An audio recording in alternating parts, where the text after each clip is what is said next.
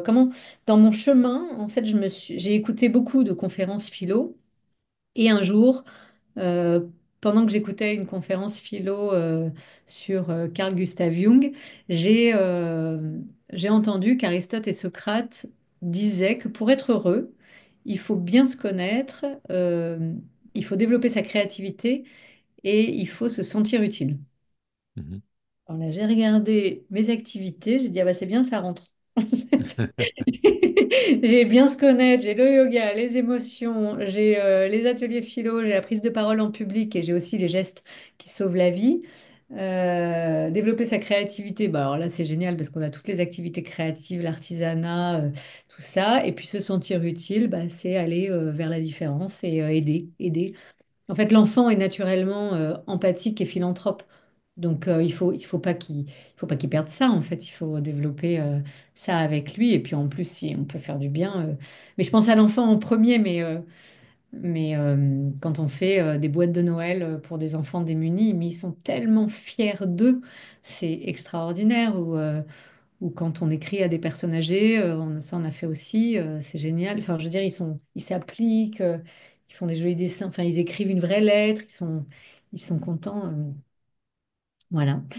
Mais Et donc, est-ce que, en fait, c'est ça, c'est la pédagogie, c'est bien se connaître, être créatif et se sentir utile. mhm. Et oui, dis-moi. Oui, je m'interrogeais sur le fait de, on en a parlé en préparation de cet entretien, on a parlé des différences entre les filles et les garçons Mm. dans l'approche et dans les différentes approches que tu offres. Et est-ce que tu peux un peu nous résumer tes perceptions de ton point de vue sur les différences que tu peux voir? Alors, ça peut être féminin, masculin, mais c'est peut-être aussi plutôt yin-yang. Qu'est-ce que tu vois comme différence entre les genres, par exemple, dès l'enfance? Ouais, c'est une question un peu compliquée, d'autant que joie attire beaucoup les filles et moins les garçons. Mhm. Si je dois faire une première différence. Après, quand on a des garçons, ils sont évolués, attention, hein. C'est des petits garçons qui aiment bien justement discuter. Euh, j'ai eu une anecdote. Je me souviens, j'avais fait un atelier philo en école primaire au début. Et le sujet, c'était le courage et la peur. Non, école maternelle, pardon, je te dis primaire, c'était Ouais. une école maternelle. Et donc j'avais comme public pour l'atelier des moyennes et des grandes sections, donc 4 et 5 ans. Et je devais avoir une dizaine d'enfants, à peu près moitié garçon, moitié fille. Et en fait, dans un atelier philo, l'adulte euh, pose des questions et après les enfants, mais l'adulte ne donne jamais son avis. Et donc j'avais dit, est-ce que vous avez peur? Enfin, de quoi vous avez peur? Est-ce que vous avez peur? Et alors là, les filles tout de suite, oui, bah moi j'ai peur si je me perds, que mes parents sont plus là, j'ai peur d'être toute seule dans la maison, j'ai peur, enfin, elle m'avait sorti plein de petits exemples, des exemples de 5 ans, hein. Et les garçons, ah moi j'ai pas peur. Mais je m'étais dit, ah mais alors je dis, mais comment ça? C'est pas possible de pas avoir peur, il y a bien quelque chose qui peut vous faire peur. Et de manière unanime, alors peut-être parce qu'il y en a un qui a commencé, les autres se sont rattachés Ouais. à la même pensée, mais je n'arrivais pas à leur faire dire qu'ils avaient peut-être peur de quelque chose. Et les enfants à qui je m'adressais avaient 4 et 5 ans. Et je me suis dit, mais waouh, en fait, il y a déjà une différence entre les garçons et les filles qui est peut-être conditionnée par leurs 4 ou 5 premières années de vie, hein, mais Mhm. ça m'a interrogée, quoi. Je me suis dit, bah, peut-être que... Mais c'est pas le cas. Là, c'était un exemple, une anecdote, mais euh, j'essaye de jamais faire trop de différence entre les garçons et les filles. Mais après, oui, les garçons, on sent qu'ils ont plus besoin de bouger. Enfin, moi, après, j'ai deux garçons, donc je connais parfaitement le fonctionnement de deux garçons en plus différents. Euh, mais ouais, une fille en général, c'est pas toutes les filles, hein. Une fille est plus calme. Ça, c'est... Quand les mères de filles disent c'est dur les filles, non. Tu n'as pas eu de garçon. Après, mais c'est difficile de Et permettre. dans l'approche de devenir qui ils sont, est-ce que tu vois dans les réflexions une introspection plus forte du côté des petites filles que du côté des garçons? Non, ça dépend des enfants, en fait, ça Ouais. dépend peut-être de leur éducation, ça dépend de leur... est-ce qu'ils ont peur de s'exprimer? Non, ça, j'arrive pas, enfin, je cherche pas déjà à faire de distinction. Et j'ai vraiment rencontré... ouais, c'est indistinct selon filles, garçons, en fait. Mais quand les garçons se mettent à parler, c'est extraordinaire. Enfin, je veux dire, j'espère qu'ils vont poursuivre dans cette voie parce que j'en ai un en tête là qui vient souvent chez Joie. Lui, il va changer le monde, hein, c'est sûr, hein, il a... il faut.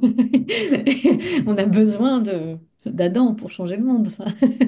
Pourquoi? Alors, explique-moi pourquoi. Qu'est-ce qu'il a comme réflexion par rapport aux autres? Bah, on sent il aime réfléchir, il aime s'adresser, il aime prendre la parole d'une manière générale.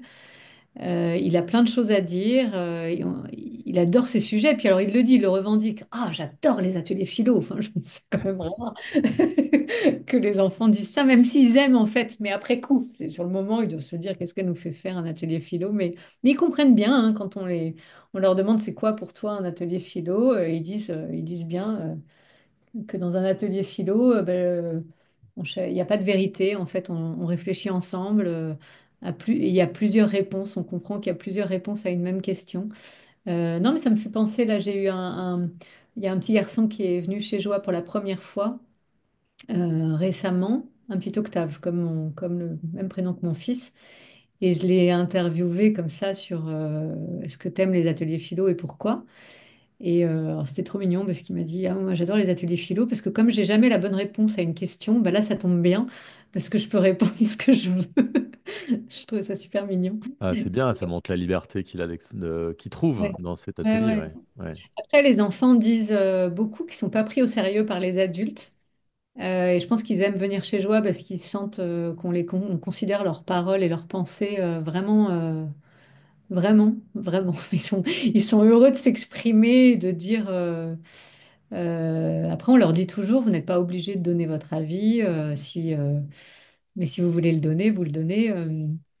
Mais ouais, on les encourage en tout cas à s'exprimer. Après, en fait, il y a pas tellement, c'est pas tellement la différence entre filles et garçons. Il y a des enfants en fait, chez Joie, on est aussi là pour mettre en valeur le talent de chaque enfant. En fait, moi, je pars du principe que chaque personne et donc chaque enfant a plusieurs talents et que bah, ça sert à rien d'aller lui demander de prendre la parole en public si c'est pas son truc. En revanche, cet enfant-là, bah, il se trouve qu'il est hyper bon avec son corps en yoga. Ou j'ai une petite fille en tête là, voilà, qui est très discrète dans les ateliers philo, mais elle écoute tout déjà, elle n'en perd pas une miette. Donc son cerveau, il travaille quand même. C'est pas parce que tu t'exprimes pas à l'oral que t'as pas écouté et enrichi ta pensée. Et ouais, au yoga, elle est bien plus douée. Elle n'a pas peur. Enfin, voilà. Et puis je pense à une autre aussi qui est très forte en créativité manuelle. Enfin, je veux dire, avec ses mains, elle fait des trucs. Genre, nous, on n'est pas capable, hein. Enfin, je veux dire, elle est... Voilà. Et chaque enfant, en fait, on le voit et on essaye de valoriser le talent, en fait, qu'on voit chez chaque enfant, en fait. Et je trouve ça dommage que parfois à l'école, parce que c'est obligé, c'est la collectivité, parce qu'il y a un programme à respecter, parce que 30 par classe, moi, je sais pas comment font les instituts, enfin, ou les profs, mais on est pris en masse, en fait. Donc, c'est difficile d'être attentif. Je pense à chaque enfant. Nous, chez Joie, c'est des groupes de 12 15 enfants grand maximum. Et on est deux à chaque fois. Euh, donc, euh, donc, ouais, selon les personnalités, et c'est ça qui est génial, c'est qu'on voit les différences entre chaque enfant. Et en même temps, ils arrivent très bien à vivre ensemble. Ils sont, enfin, c'est vrai que Euh, Moi, je leur explique à chaque fois, par exemple, quand on fait une semaine de vacances scolaires, on a souvent des enfants qui restent du lundi au vendredi.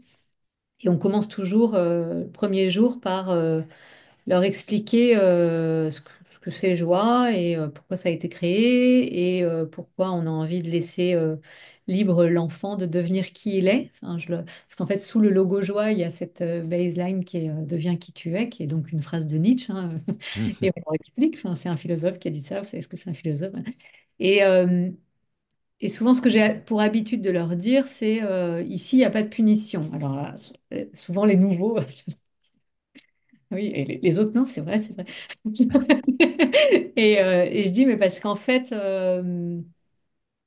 il n'y a pas besoin. Enfin, c'est pas qu'il n'y a pas de règles, mais vous ne ferez pas de bêtises qui nécessitent une punition, en fait. Si vous avez un souci, vous venez nous voir, vous nous expliquez, euh, et on s'arrangera pour qu'on le règle. En revanche, non, je leur dis, il y a deux choses, il y a deux interdictions.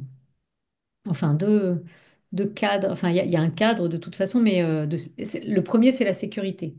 Euh, et je leur explique que la sécurité, c'est aussi bien physique que morale. Donc, on explique ensemble ce que c'est que se sentir en sécurité physique. C'est on va pas taper, euh, on va pas faire du mal à quelqu'un, on va pas le mettre en danger. Dans la rue, on fait attention aux uns et aux autres.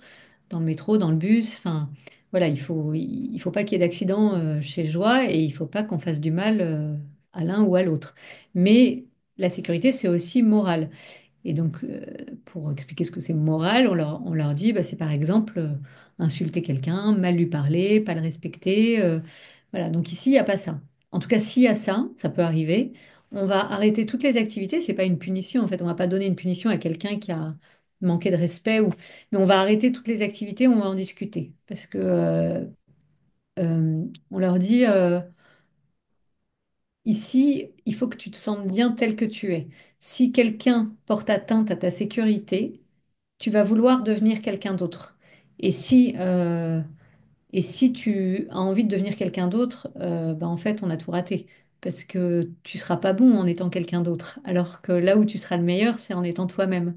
Donc ça, c'est très important. Et je leur dis, la deuxième chose qui est interdite, c'est dire qu'on est nul. Alors là, ah ben je le dis tout le temps. Ben, je dis, bah, ici, on va essayer de dire, alors, on peut être moins bon dans quelque chose, on le verra, hein, mais on peut aussi être super bon dans autre chose. Et on va essayer de se valoriser dans ce qu'on sait super bien faire. Et si on ne se trouve pas très bon dans un sujet, la créativité, le yoga, le machin, la prise de parole en public, bah, on va essayer de s'améliorer en fait. Enfin, on va essayer d'apprendre. Et puis si on n'aime pas, on n'aime pas. Et comment on trouve qui on est, en fait? On devient qui on est en marchant, en avançant vers quelque chose. Comment tu leur expliques ça? Bah, en essayant de connaître bah, justement ça, ses talents, ses failles. Ses points d'amélioration. Enfin, qu'est-ce qui fait que... On fait ça en entreprise. Enfin, moi, je faisais ça en entretien d'évaluation avec mes équipes, hein. Je faisais une croix et je leur disais, bah, tu vas me dire ce que tu sais faire et là où tu es super bon, ce que tu sais faire là où tu n'es pas super bon, ce que tu sais pas faire mais tu es bon, et ce que tu sais pas faire et t'as pas envie. Et je leur disais, parce que moi, je vais pas te mettre sur le truc où tu sais pas faire et que t'as pas envie Hmm. et que c'est pas bon. En revanche, si tu aimes faire quelque chose, mais que tu te sens pas très bon, bah, on va te former, on va travailler ce truc-là. Bah, avec les enfants, c'est un peu ça. Mais en fait, c'est Là, c'est beaucoup dans le faire. Est-ce que comment on définit l'être? Parce que le faire et les compétences, c'est une chose, mais être, comment tu expliques aux enfants comment être et qui ils sont dans leur être? En fait, je pense que c'est pas. Enfin, on fait des ateliers où on apprend à être empathique. Dans les ateliers philo, on discute énormément. Par exemple, récemment, on a fait le consentement. Bon, bah, ça quand même, ça apprend à se comprendre. Dans les ateliers philo, on apprend beaucoup à comprendre comment on fonctionne parce qu'on voit aussi que l'autre fonctionne pas pareil. Donc, ça nous interroge. Mais en fait, c'est surtout globalement dans toutes les activités en fait que euh, dans le vivre ensemble, dans tout ce qu'on fait tous ensemble, euh, comme on fait énormément de choses, en fait. Bon, ça doit être mon côté, parce que je pense que je suis TDAH. J'ai l'impression, maintenant que je me suis un peu plus intéressée à ça, je me suis dit, ah, je n'ai pas, donc pas été soignée, mais je dois avoir un petit trouble. En tout cas, je ne sais pas s'il y a un spectre dans le TDAH, je crois pas, mais... euh, et en fait, moi, j'ai toujours aimé la diversité. D'ailleurs, avec mes enfants, je leur faisais faire beaucoup de choses, beaucoup d'activités, beaucoup de sorties, euh, et peut-être moins d'activités calmes. Ce qu'on fait plus chez Joie aujourd'hui, mais j'aime leur proposer, par exemple, pendant les vacances, les dernières vacances scolaires, on a mis le thème du journalisme, de l'information, des fake news, de l'art, de la prise de parole, bon, et du coup, on les a. En fait, j'essaye de faire des programmes où il y a énormément de diversité dans les activités, mais en même temps où ça va nourrir tous les enfants dans la mesure où il y a des choses pour tout le monde, en fait, selon qui on est. Mhm. Donc, euh, donc là, par exemple, on a fait un reportage, enfin, par petite équipe, ils ont fait des reportages vidéo, mais ils ont vraiment tout fait. Donc, ils ont écrit, ils ont choisi leur sujet. Il y a une journaliste qui est venue, qui leur a parlé de son métier, qui leur a donné des conseils. Voilà. Après, ils ont écrit leur synopsis, et, avec, sur une fiche qu'on leur avait préparée.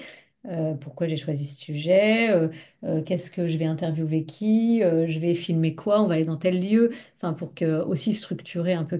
Mais il y en a forcément qui étaient plus intéressés par aller tourner que écrire. Bon, bah, il y en a pour tout le monde du coup. Donc après, Tu veux on dire que a... c'est dans le faire que les enfants commencent à se définir? C'est-à-dire selon leur appétence pour certaines activités, Pour moi, certaines le faire et le compétences? être, il est global en fait. C'est quand tu fais, tu es aussi. Enfin, c'est Mhm. par exemple, enfin, je sais pas, qu'est-ce que, quand tu dis dans le être, qu'est-ce que, peut-être je comprends mal la question en fait, parce que Ouais. être dans le faire, enfin, je sais pas comment. Oui, oui, il y a une sorte d'ambivalence entre être et faire, c'est un peu comme dans le yin et le yang en définitive. C'est indissociable et en même temps, pour comprendre, il faut un petit peu les séparer.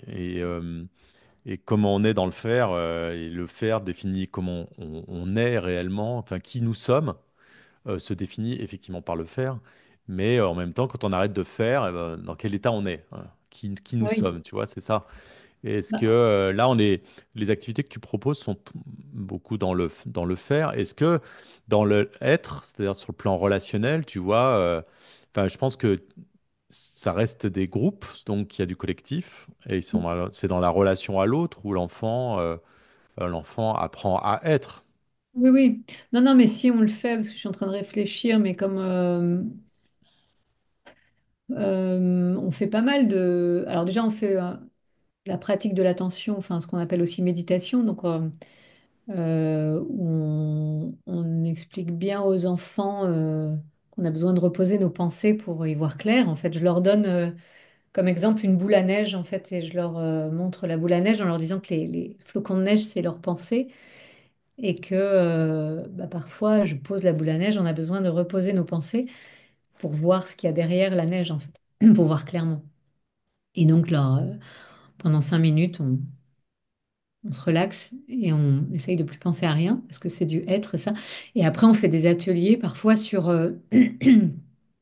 je me souviens d'un atelier qu'on avait fait sur justement les talents de chacun, en fait, et on avait des cartes, et on devait se distribuer aux uns et aux autres les talents qu'on voyait chez l'un ou chez l'autre. Enfin, il y avait tout un petit jeu, c'est pas moi qui l'avais animé, mais il y avait tout un petit jeu sur la relation à l'autre, ses propres talents. Enfin, on avait essayé, enfin, les enfants avaient essayé de trouver leurs propres talents et avaient attribué à l'autre les talents qu'ils voyaient chez l'autre. Donc ça, typiquement, enfin, c'est un jeu, donc on fait, mais c'est voilà. Et puis dans les ateliers philo, on fait aussi beaucoup de petits jeux comme ça où on pose des questions et enfin, ils tirent des questions et puis ils essayent de répondre. Mais on est dans le débat hein, souvent, mais je sais pas si on est dans le être. Moi, je trouve que c'est dans Enfin, pour moi, tout ce qui contribue à bien se connaître, que j'ai mis dans bien se connaître, c'est le être, en fait. Et c'est le... Enfin, pour moi, c'est une ligne, en fait. Tu as le être là. Tu as le faire avec les mains. Enfin, c'est tout le corps, en fait, qui est. Il y a être, faire et donner avec le cœur, en fait. Et c'est un peu les trois axes de la pédagogie. Donc, Est-ce que toi, à travers cette activité, ton chemin de vie, tu as l'impression de devenir qui tu es? ah oui, ah oui. Bon, j'ai traversé beaucoup de peurs hein, avant d'arriver à là. Et encore, j'ai des peurs tous les jours. Mais j'ai jamais été aussi heureuse professionnellement, je pense, que dans cette activité. J'ai l'impression de vraiment faire ce que j'aime. D'ailleurs, j'ai pas l'impression de travailler tout le temps, en fait. Enfin, c'est plus. Enfin, justement, ça, c'est un des sujets qu'on aborde avec les enfants dans les ateliers philo. Le travail, qu'est-ce que c'est? Pas forcément un truc désagréable, hein. Mais, euh, c'est un plaisir. Enfin, de travailler. Travailler est devenu un plaisir, en fait. Et j'ai l'impression que tout ce que j'ai, enfin, l'alignement pour moi, c'est quand la personnalité et les actions se rejoignent, en fait. C'est Mm. ma personnalité aujourd'hui colle à mes actions. J'ai vraiment l'impression d'incarner complètement ce que je transmets aux enfants et puis être avec les enfants, même si j'espère que joie va se multiplier, donc j'aurai peut-être moins l'occasion d'être avec les enfants, j'en sais rien, mais je me garderai toujours des activités avec les enfants parce que c'est ça qui me nourrit plus que tout. Enfin, c'est leur avis qui compte, c'est leur réaction, c'est les voir grandir. Je trouve ça extraordinaire. Enfin, c'est les voir évoluer. Quand je les interviewe et je leur demande, euh, par exemple, qu'est-ce que c'est joie? Est-ce que tu le recommanderais? Il y a une petite fille, bon, elle a 12 ans quand même, mais elle m'a dit bah, parce qu'en fait, j'aime joie parce qu'on apprend la vie chez joie. Mm. C'est génial. Enfin, elle a tout compris, quoi. Non, mais voilà, c'est vraiment pour moi le complément idéal à l'école, dans le sens où et d'ailleurs, en permanence, pendant les activités, je fais toujours un parallèle avec l'école parce que moi, j'ai rien contre l'école, c'est juste qu'on n'a pas le temps de tout faire à l'école. Donc, l'autre jour, on était à la maison de la radio chez France Info et donc les enfants rencontraient plein de journalistes qui leur expliquaient leur métier. Ils ont été en régie, voir le direct de France Info. Ils ont été sur le plateau télé. Ils ont pris le micro. Ils se sont essayés à être journalistes. Et il y en a au moins une qui a dit, bah, moi, j'aimerais faire ça comme métier, alors elle m'a confié qu'elle n'avait pas des super notes à l'école. Et je lui ai dit, bah, Jeanne, tu sais, ça vaut le coup de travailler bien le français parce que si tu veux devenir journaliste un jour, il va falloir, enfin, comme tu l'as compris, tout est écrit. Et en fait, en écrivant, c'est ça qui te permettra d'être bien compris par ton auditoire et, euh, et de convaincre éventuellement si tu as besoin, de captiver ton auditoire. Enfin, donc, le français, c'est important. Quand on fait une recette de cuisine veggie, parce que voilà, on essaye de permettre d'éveiller les consciences sur les produits, euh, les produits de saison, les produits euh, qui sont pas loin de chez nous. Enfin, donc on fait beaucoup de jeux autour de la nature, de tout ce que produit la nature. On va à la ferme, enfin, on fait des tas de trucs. Mais quand on fait de la cuisine, systématiquement, je leur dis qu'on est en train de faire des maths, en fait. On s'en rend pas compte, mais quand on mesure, quand on assemble, enfin, tout ça, c'est des maths ou de la géométrie. Si on fait un escape game ou un jeu de piste, on apprend à se repérer dans l'espace. Enfin, c'est, je pense, enfin, je- je trouve ça hyper important. En tout cas, moi, j'en aurais eu besoin pendant mon enfance de donner du sens à ce qu'on apprend tout le temps. Et j'essaye de faire des choses très ludiques avec les enfants, mais parfois le ludique devient de la réflexion. Mais en fait, il y a une raison pour laquelle on fait ça. Et je leur explique, enfin, je dis je, mais parce que je m'approprie, mais toute l'équipe qui travaille est exactement dans la même idée d'expliquer aux enfants en permanence à quoi ça sert tout ce qu'on fait. Alors, il ne faut pas que ça devienne obsessionnel, il faut que ça reste aussi du jeu, mais voilà, d'ouvrir leur esprit, de les rendre curieux, l'histoire, de leur faire comprendre que c'est grâce à l'histoire qu'on comprend l'actualité. Quand on fait un atelier philo, là, voilà, j'aimerais bien faire un jour un atelier philo sur la paix et la guerre. C'est un peu touchy hein, comme sujet, mais à un moment donné, il faut leur en parler, des trucs comme ça. Enfin, je veux dire, c'est. faut pas laisser les enfants dans l'ignorance de. Enfin, mais moi, je considère que l'enfant est une personne extraordinaire. Donc, en fait, et ça, ils le sentent bien. Et c'est génial parce qu'ils sentent que leur parole est très entendue, en fait, et très considérée. Euh, est-ce que toi, en tant qu'adulte, dans ce que tu fais aujourd'hui, tu donnes un sens à ce que tu fais. Donc, est-ce que ça te permet d'être et de devenir vraiment la personne que tu aurais aimé être quand tu étais plus jeune, à laquelle tu avais pu rêver? Euh, ouais, je pense que tout à l'heure, je te décrivais qui j'étais comme petite fille, mais en fait, j'ai l'impression que je vois la petite fille devenir, enfin, qui est grande aujourd'hui, en fait, avec cette espèce de liberté d'être. Ouais, je suis assez contente là, de ce que, non pas de ce que je suis au sens, mais je suis fière de moi, quoi. En fait, je me sens heureuse d'avoir dépassé toutes mes peurs pour faire ce que j'aime et d'avoir su identifier aussi, parce que c'est pas évident de savoir identifier ce qui nous fait vibrer, en fait. Oui, Et ça prend du temps, mais c'est bien que tu l'apprennes d'une certaine manière aux enfants, ouais, parce que ça les prépare à aller un petit peu plus vite vers ce qu'ils sont, peut-être. oui. Et puis, j'ai pas appelé ce projet joie pour rien. C'est qu'en fait, tout se passe dans une joie extrême. En fait, c'est aussi ça qui est génial, c'est que euh, ouais, c'est un truc qui m'habite vraiment, la joie de vivre. J'ai toujours, c'est mon talent, ça. Et donc, C'est un excellent talent. Et qu'est-ce qu'elle t'a apporté, cette joie? Maintenant que tu es dans la joie.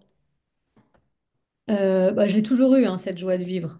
Ce qui m'a permis bah, d'affronter pas mal d'épreuves dont j'ai pas forcément parlé, mais notamment il y a 10 ans,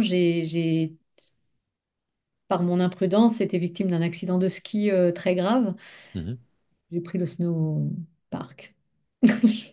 C'était- Je savais pas, en fait, ça faisait longtemps que je n'avais pas skié. Je savais pas que c'était dangereux cet endroit. Bon. Et mon corps m'avait envoyé plusieurs alertes précédemment. Je pense que je dormais pas assez à l'époque. J'étais pas très alignée, je pense, à l'époque. Euh, et je sais plus, j'avais eu une entorse à la cheville, j'étais tombée dans le métro, je m'étais ouvert le crâne, je terminais chez les pompiers. Enfin, je m'étais fait les deux côtes. Bon, en tombant d'une chaise, parce que mon fils venait de se faire opérer, il fallait que je fasse les trucs dans la. Enfin bon, bref, peu importe le contexte, mais j'avais eu quelques alertes avant que je n'ai pas du tout écoutées. Et donc je pars au ski et il faisait très beau et le snowpark, bah oui, faisons le snowpark. Et donc j'ai pris une bosse que j'aurais pas dû prendre et je suis retombée sur mes skis, mais ma colonne vertébrale a craqué et donc j'ai cassé une vertèbre. Je ne suis pas allée avec le dos de la cuillère. Elle s'est bien, bien éclatée. Et j'ai failli être paraplégique, mais vraiment à 4 millimètres. Je me suis retrouvée hospitalisée à Grenoble. Je pensais que je m'étais fait une côte, hein, mais en fait, non. En fait, tu, tu, tu comprends en quelques heures que ça va être autre chose. Et donc, je me suis retrouvée à Grenoble hospitalisée avec l'angoisse totale de laisser mes enfants. Bon, il se trouve qu'ils étaient avec une amie, heureusement, mais ils auraient pu être seuls. Euh, je- ne sachant pas ce que ma vie allait devenir le lendemain. Bon, bref. Et enfin, on m'a mis des barres et des vis dans le dos pour que tout ça se reconsolide. Mais je crois que j'ai changé de vie ce jour-là, en fait. Je, je crois que j'ai compris un certain nombre de choses, enfin pas tout de suite, mais j'ai réalisé qu'il allait falloir changer deux, trois trucs dans mon fonctionnement et notamment mettre un peu plus de yin. Parce que si je continuais comme ça, à vouloir me battre, à être sur tous les fronts, aussi bien au boulot, en tant que maman, en tant que femme, en fait, là, ça allait pas marcher. Tu, Donc j'ai, tu ouais. disais que, il manquait un peu digne à cette époque où tu as multiplié les accidents, dont un quasi dramatique, on va dire. Mm. Qu'est-ce qui t'a fait prendre conscience, bon, en dehors des incidents, mais qu'est-ce qui t'a Bah, j'ai été à alerté? l'arrêt, en fait. J'ai été forcée d'être à l'arrêt, Hmm. puisque pendant 5 semaines, j'avais le droit euh, de rester allongée ou debout. Mais debout, j'étais pas super à l'aise, parce que quand tu as une cicatrice comme ça dans le dos, il faut que tous les tissus, les muscles, tout ça se reconstruise. Euh, Évidemment, pas de sport, parce que je faisais beaucoup de sport très yang. Ouais. Je courais, corde à sauter, tous les exercices de fitness, circuit training et tout ça, là, euh, que j'adorais, hein. Moi, plus je transpirais, plus j'étais contente. Je me disais, ça, c'est une session réussie, quoi. Euh, la danse aussi, beaucoup. Et en fait, bah là, j'ai été mise à l'arrêt et forcée. Et donc, quand vous pouvez pas vous asseoir, quand tu peux pas t'asseoir du tout, c'est un peu compliqué quand même, la vie. Donc, en fait, tu restes très souvent couché. Et je me souviens, je m'étais dit, je vivais bien, hein, ça allait, mais j'étais un peu furax de ce qui m'était arrivé quand même. Je me disais que je m'en voulais un peu. Je m'en voulais un peu. Un jour, mon fils m'a dit, je lui ai demandé de me porter parce que j'avais le droit de rien porter. Enfin bon, c'est-à-dire que toute l'autonomie que j'avais gagnée, là, d'un coup, j'étais à l'arrêt total, je pouvais plus rien faire. Les gens venaient avec. Enfin, j'ai eu beaucoup de marques d'amitié d'ailleurs, de plein de gens qui sont venus m'apporter le déjeuner, le dîner, qui prenaient mes enfants. Euh, et j'ai beaucoup réfléchi en fait. J'ai pas regardé un film, j'ai pas lu un livre, mais j'ai beaucoup pensé. Donc, ouais, quand même. Et une psy que je voyais à l'époque m'a dit, et alors Magali, qu'est-ce qui se passe quand on ne fait rien, quand on n'est pas dans le faire? Justement, là, tu étais dans l'être complet. Ah ouais, complet. Je lui ai dit c'est compliqué, mais on y arrive, hein, ouais, on est obligé, quoi. Mais bon, dans ma tête, je me disais, ouais, bah, attends que je me remette. Non, mais en fait, non, mais j'ai changé, évidemment. Enfin, j'étais énervée contre moi, mais j'ai bien accepté. D'ailleurs, j'ai eu pas, quand on parlait de joie tout à l'heure, mais j'ai passé une semaine à l'hôpital à Grenoble à côté d'une personne, dans la même chambre d'une personne qui s'était fait, elle, trépaner, donc ouvert le cerveau 5 fois, hein. Donc, moi, j'ai vite relativisé, hein, sur ce qui m'arrivait. Puis à Grenoble, dans ce service-là, il y a quelques accidents de ski un peu plus graves. Moi, quand j'ai compris que j'allais remarcher, etc. Et en fait, j'avais trois amis qui m'appelaient tous les jours. Mais je hurlais de rire au téléphone. Je sais pas, une espèce de sursaut de encore plus de joie, mais je crois que j'ai jamais autant ri en si peu de temps, quoi. Et une infirmière, quand je suis partie, elle m'a dit, je vous remercie parce que votre rire pendant une semaine, mais nous a égayé le service. Et bon, c'était probablement un truc de survie aussi, hein, mais j'ai toujours eu, dans les pires moments de ma vie, et c'est peut-être ça qui me donne une confiance inouïe, hein, dans la vie, mais ce talent d'avoir cette joie en moi qui me lâche jamais, en fait. Je trouve toujours du positif, mais c'est mon caractère, hein, je trouve toujours du positif, je vois toujours le verre à moitié plein. Ça veut pas dire que j'ai pas des moments de down. Quand je me suis trouvée alitée pendant 5 semaines, j'ai quand même beaucoup pleuré aussi. Enfin, je veux dire, après, c'est mes émotions, hein, c'est comme ça, mais ça fait du bien de pleurer, hein, de toute façon, pour retrouver la joie. Donc, et, Bien sûr. euh, et puis, ça permet aussi d'apprécier plein de choses. Mais j'ai beaucoup réfléchi notamment à peut-être j'en fais trop, peut-être qu'il faut que je change des choses dans mon fonctionnement. Notamment, j'ai laissé beaucoup plus de place au père de mes enfants, là où j'étais au départ par la force des choses, mais un peu obligée de tout organiser pour eux. Là, je me suis forcée, mais vraiment forcée à lui dire, ben, tu prends. En fait, les enfants ne sont pas des gardes-malades, donc tu vas t'occuper des enfants. Et je ne sais pas quand est-ce que ça va s'arrêter. Et puis après, je l'ai laissé faire des trucs aussi cons que les emmener chez l'ophtalmo. Il m'a dit, mais j'ai pas le temps, tu comprends, avec mon emploi du... Ah, mais je lui dis, mais moi non plus, en fait, je suis désolée. En fait, mais tant pis, ils vont devenir aveugles. Non, mais j'ai eu un espèce de truc, là, bah, je m'en fous. Voilà, tant pis. En fait, là, je peux plus tout faire. Euh, ouais, j'ai appris ça en rentrant de l'hôpital, quand il m'a demandé quand est-ce que je reprenais les enfants. Je lui ai dit, pour l'instant, je suis alitée, donc je ne peux pas reprendre les enfants. Je suis désolée, mais je crois qu'il va falloir que tu sois leur père. Ça, c'était... Non, mais c'est apprendre aussi à dire non, hein. Ouais, c'est un événement qui t'a amené à bouger ton être, du coup. Ouais, énormément. Et puis j'ai changé aussi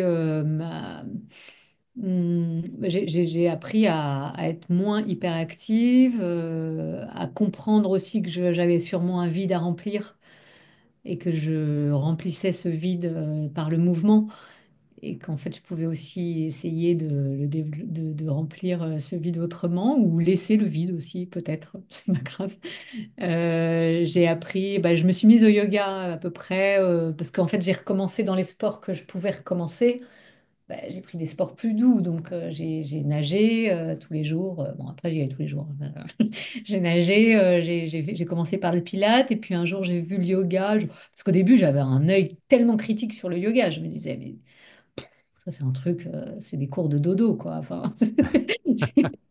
Ouais, là, t'étais très très young en définitive. ah oui, oui, oui, oh là là. Ouais, ouais, et puis j'avais ce truc de il faut se battre, faut être une guerrière, Ouais. on a foi, ta. Et puis là franchement, c'est un de mes amis qui est hyper. Une conscience très évoluée qui m'avait dit, Magali, arrête, t'es pas une guerrière, t'es pas dans le combat, accepte et vois les choses avec plus de douceur, essaye de voir les choses avec plus de douceur et j'ai toujours cette phrase en tête en fait qu'on n'est pas, je l'ai encore dit hier dans un groupe de nanas où il y avait le mot combat qui a été utilisé, mais après c'est le chemin des uns et des autres, hein. J'ai appris à beaucoup plus accepter l'autre. J'avais parfois ce truc de me dire quand on veut, on peut. Quand genre qu'est-ce qu'elle a celle-là à se plaindre ou qu'est-ce que pourquoi elle n'y arrive pas. Maintenant, mais 52 ans de vie, hein, enfin je veux dire, et puis beaucoup de travail sur moi aussi. Puis beaucoup de yoga m'ont permis de d'accepter. Le yoga pour ça est génial parce qu'en fait en cours de yoga. Et c'est ce qu'on essaye de transmettre aux enfants aussi, c'est d'apprendre à connaître que son corps a des limites. Hmm. Et que dans un cours de yoga, c'est pas comme un cours de circuit training ou de cuisse abdos fessier où on regarde l'autre à côté, genre, ah, moi aussi je vais y arriver. Non, non, là, le yoga, la première chose qu'une prof nous dit, c'est vous êtes avec vous-même et il n'y a pas de performance, il n'y a pas de comparaison avec l'autre, chacun a un corps différent. Et on fait du mieux qu'on peut avec son corps. Et si on a envie de progresser, ben, on va vers des postures plus difficiles. Si on n'a pas envie de progresser, c'est OK aussi. Et personne n'est là pour se juger. Et moi, c'est ça que j'adore dans le yoga. Parce qu'en fait, euh, je sais pas, par exemple, j'ai découvert que j'avais des bras pas courts, mais sûrement un peu trop courts pour certaines postures. Je suis obligée de prendre des briques pour équilibrer. Non, mais en fait, ce que j'ai plutôt un bon niveau en yoga parce que forcément, quand même, c'est pas que dans la performance, mais je fais beaucoup d'inversions. J'aime beaucoup me mettre sur la tête, sur les mains, sur les coudes, ou avec la souplesse. Comme j'ai fait beaucoup de danse enfant, bah, j'ai ce capital souplesse, mais que j'améliore tous les jours. Et donc, mais je vois bien en fait que même un corps souple et fort a ses limites aussi, et que je vois que parfois la personne à côté de moi, elle y arrive très bien, et moi, je n'y arrive pas. Et en fait, mais c'est au-delà de ça. En fait, ça permet de développer sa confiance en soi parce qu'en fait, on va là où on peut, mais on y arrive quand même à force de discipline et de voilà. Moi, j'en fais 4 5 heures par semaine aussi, hein, donc Hmm. forcément. Mais j'aime bien aussi faire les trucs bien et et ça développe énormément de spiritualité aussi. Ça a été la nouveauté dans ma vie. J'ai jamais, enfin, quand j'étais petite. J'étais dans les écoles catho, les Jeannettes, enfin, j'étais beaucoup autour de l'église hein, quand même, mais ça a pas donné de moi une personne croyante. Euh, Enfin, je crois en quelque chose. Avant, je me disais c'est le bien et le mal. Aujourd'hui, je crois qu'il y a une force invisible. Quand on fait de la philo, de toute façon, bah, notamment c'est Jung qui parle de toutes les synchronicités. Euh, Bah, c'est que ça quand même ça fait réfléchir que quand on pense à quelqu'un et que tout d'un coup elle nous appelle, enfin, c'est par exemple, mais enfin moi je pense vraiment qu'il y a une force invisible qui gouverne notre monde et que c'est pas possible nous être si petits qu'on on essaye de dominer notre propre vie, mais je pense qu'il y a des gens qui nous aident, autant faut leur demander hein, aussi, hein, parce que sinon. Alors, est-ce que cet événement, cet accident, t'a déclenché aussi ce questionnement que tu avais moins avant? Non, j'ai toujours aimé travailler sur moi, j'ai toujours aimé la psychologie, donc j'ai toujours vu après, à partir de mon divorce une psy plus ou moins régulièrement, voilà, et après il y a eu des pauses, donc j'ai toujours fait ce travail parce que j'aime ça en fait comprendre et progresser en fait, j'adore progresser, donc c'est pour moi un axe de progrès facile, enfin intéressant. Euh, Mais disons que c'est à partir de cet accident que je me suis posé peut-être plus de questions parce que j'ai été immobile, qu'après je me suis mise au yoga et c'est vrai que le yoga m'a ouvert sur énormément ouais, de spiritualité, avoir l'impression qu'il y a quelque chose de plus grand que nous en fait. Et cet accident, tu l'as eu combien de temps avant ton questionnement sur la création de Joa? Bah écoute, il y a 8 ans. Enfin, non, 8 ans avant. 8 ans avant. Parce que 8 ans ça, avant. Joie existe depuis 2 ans. Enfin, Joie existe depuis 2 ans, mais il était dans ma tête depuis 3. Non, 7 ans, ouais. Donc en fait, c'est tout un. Puis le yoga, j'en ai fait une heure par semaine, et puis après deux, puis trois, puis quatre. Enfin, j'ai fait des retraites de yoga. Enfin, je veux dire, j'ai quand même beaucoup développé ce truc-là. Et ça m'a amené aussi à rencontrer des personnes qui m'ont aidé à me questionner. Enfin, je veux dire, après, c'est tout un truc, tout un chemin, hein. Et puis on attire à soi les gens qui nous ressemblent aussi. Donc Mm, euh, mais aujourd'hui, je crois que je suis entourée de personnes qui sont très éveillées. Enfin, je veux dire, qui ont les consciences éveillées sur plein de sujets. Pas toutes, hein. Il y en a une, elle va être très éveillée sur la psychologie, l'autre sur l'écologie, l'autre. Enfin, je veux dire, il y a plein de sujets d'éveil des consciences. C'est pas. Mais globalement. Toutes les personnes que je vois aujourd'hui ont un éveil des consciences et sont dans l'absence de jugement des autres, en tout cas essayent euh, très fort, quoi. Et certainement que tu penses que c'est le chemin aussi qui permet de devenir qui on est, que d'être dans cet éveil de conscience à la fois de soi et des autres. Et Ouais, après, je constate chez les jeunes générations que cet éveil, il arrive bien plus tôt, hein. Je pense que nous, on est d'une génération où on n'a pas été trop éveillé à tout ça pendant l'enfance. Mais c'est un chemin, mais qui peut être plus rapide, hein, quand même. Enfin, après, non, mais je pense que les échecs, enfin, moi, je fais partie de la bande de ceux qui considèrent que les échecs ont des vertus. Euh, les échecs te font avancer parce qu'ils te permettent de te questionner. Il n'y a rien de pire que des gens qui n'ont pas eu d'échecs. bien sûr, Je pense qu'ils sont très heureux et très épanouis et que la vie est belle euh, mais tu te questionnes jamais en fait. Non, mais après, il y a des tempéraments hein, qui se posent moins de questions et il en faut, hein, parce qu'en même temps, c'est- bon, il en faut. Mais moi, je fais partie de ceux qui se posent des questions. Bon. Et qui aiment bien en discuter avec d'autres. Donc, ouais. alors, en guise de conclusion, qu'est-ce que tu aurais comme conseil à donner à des femmes et des hommes sur ce chemin de devenir qui on est, sur la base de ta propre histoire et puis de ce que tu veux faire passer aux jeunes générations? D'avoir plein d'accidents.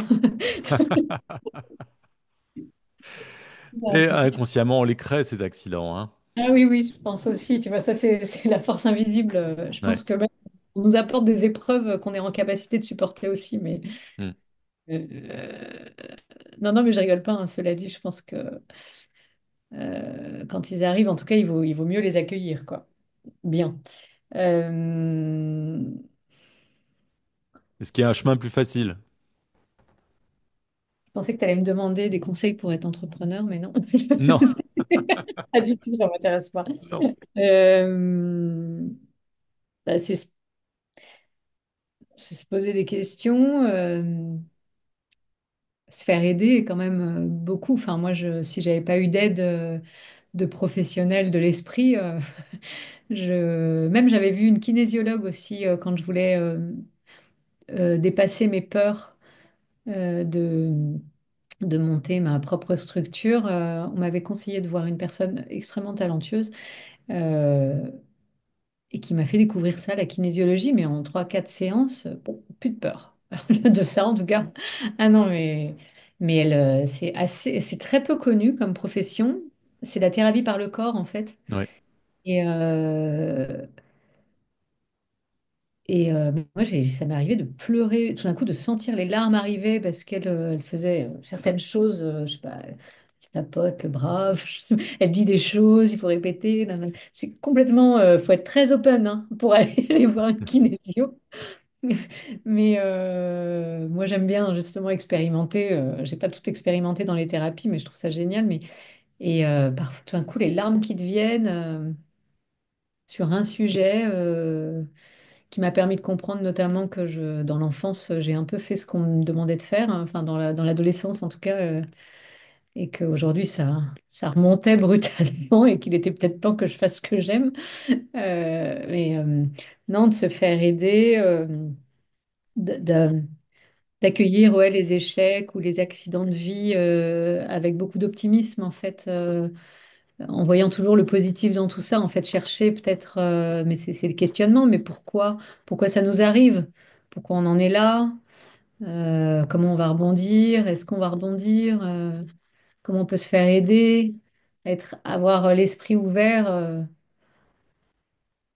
Et puis, moi, il se trouve que je suis quelqu'un d'extraverti, donc j'ai besoin de rencontrer, enfin, je me nourris énormément de la rencontre de l'autre, mais en fonction de si tu es introverti. Bon, évidemment, je pourrais conseiller aussi de faire tous les tests. Il y a le MBTI qu'on m'avait fait faire en coaching en entreprise qui donne déjà un premier. Après, il y en a d'autres, ça va être l'astrologie, j'en sais rien. Enfin, pour bien se connaître, on peut utiliser pas mal d'outils hein, qui existent aujourd'hui. Ça dépend, en fait, il faut trouver le bon, celui qui nous convient. Mais moi, j'aime bien, j'apprends à me connaître souvent. Au contact des autres, en fait, en voyant qu'on pense pas forcément ou on se comporte pas forcément comme moi. En fait, je réalise, bah tiens, moi je suis plus comme ça ou moins comme ça. Mais pour ça, il faut avoir l'esprit ouvert à la différence, en fait, comprendre que... oui, ce que tu essaies de faire passer aux enfants. Ouais, ouais, ouais, ouais. Ouverture à C'est un l'autre truc pour global, hein. comprendre soi. Tout Ouais, est réfléchi, Christophe. je vois ça, tout est cohérent. Très professionnel. Euh, Après, le sport fait partie de ma vie et non mais ça c'est un petit truc j'ai compris aussi en apprenant à bien me connaître enfin, dans cette expérience d'entrepreneuriat je me suis rendu compte que bah, la première année j'étais focus à tout écrire. Je suis restée beaucoup seule. Je me suis empêchée de sortir parce qu'il fallait absolument que j'ai une hygiène de vie parce que moi quand je manque de sommeil ça va pas donc j'ai mais je me suis rendu compte qu'il fallait que j'arrête ça. En fait, il fallait que je voie des gens, il fallait que je fasse du sport une fois par jour ou à peu près. J'ai besoin de ça, mais en fait, enfin, tu l'apprends au fur et à mesure, en fait, parce que faut être attentif à soi. En fait, il faut écouter sa petite voix, être attentif à ce qui nous convient, ce qui nous convient moins, et puis essayer d'accueillir les choses, euh, s'aimer comme si on était notre meilleur ami, c'est ça, non, le truc. Aime-toi comme si ça ou parle-toi comme si tu parlais à ta meilleure amie. C'est un truc qui est important, ça aussi. La bienveillance, c'est bien, mais la bienveillance avec soi-même, c'est encore mieux, je pense. Ouais, ouais. Bon, on va garder ça comme conclusion et conseil alors, hein. Ok. Bon, bah merci beaucoup Magali, et Merci, puis Christophe. à très bientôt pour d'autres sujets. Avec plaisir. Merci. Merci.